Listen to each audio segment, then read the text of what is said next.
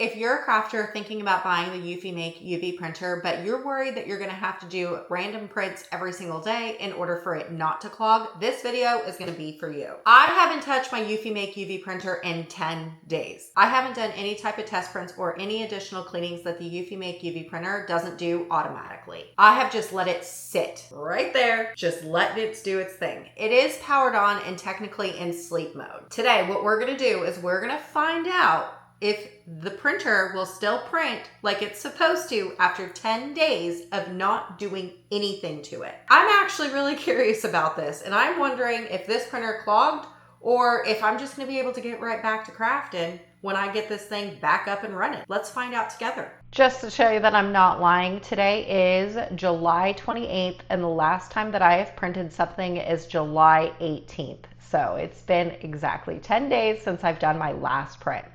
So what we need to do first when you have your machine in sleep mode, what you need to do is press the Inkjet.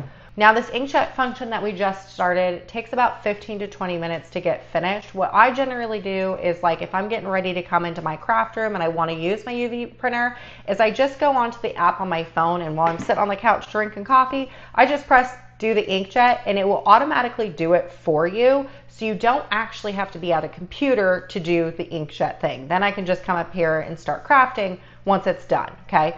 What the Inkjet does is when you have it plugged in and it goes into this hibernation state, when it kind of recognizes you're not going to come back and use it within 24 hours or whatever, it will put himself into this hibernation state, which essentially is taking out the ink that's sitting on your print head so it doesn't dry and clog. When you go to want to use it again, you have to do the moistening thing, and what that is it's just bringing new ink back into your head. So then essentially what will happen is we're just going to be able to start printing right away. Before this 10-day span, I think the longest span that I have gone without printing is 7 days. And when I got back on my 7th day and I printed just fine, but let's see what 10 days does. Now, as we wait for the Inkjet to get done doing its thing, one thing that I would like to mention, I did mention it earlier and I have mentioned it in previous videos, is that my printer for the last 10 days was technically in like a hibernation state. It wasn't completely shut down. There is a pretty big difference between the two, okay? When you do a deep shutdown, you have to hold the button on the side and then it performs this like deep cleaning and takes all the ink out of all the lines. Kind of is time consuming, takes about 30 minutes to get the process done, and then when you start back up, it takes like another 30 minutes to get the process going. You end up wasting a whole lot of cleaning cartridge inks and stuff like that when you do it that way, versus just putting it into like a hibernation state, which is essentially what I did. I just quit printing on the 18th of July and then walked away and then came back on the 28th. During the time, the last 10 days of it being in hibernation, every so often the machine would start to click and there would be like a blower start to happen and stuff like that. I don't really know what that's doing. I've never asked, but it clearly is doing something, versus if you had it completely shut off, it would not be doing any of that. So we're at 62% now. It seems to be going pretty fast. I haven't done this in a while. When we first got the EufyMake UV printer, the Inkjet took 15 to 20 minutes, but I don't think I've been sitting here for that long waiting for this to get done. So, I mean, maybe they've improved the software a little bit to make this like maintenance thing perform a little faster. Okay, now that that's finished, I should have done a stopwatch thing while I recorded this to see how long this actually took, but I didn't. So what I'm going to do is while I'm editing a video, I'm just going to put the little timestamp right here for how long it took for the moistening state to end up doing its thing. All right. Now that that's done, what I'm going to do is something that I have done previously when I've let this sit for like 7 days, is I want to make sure that I have no clogged inks.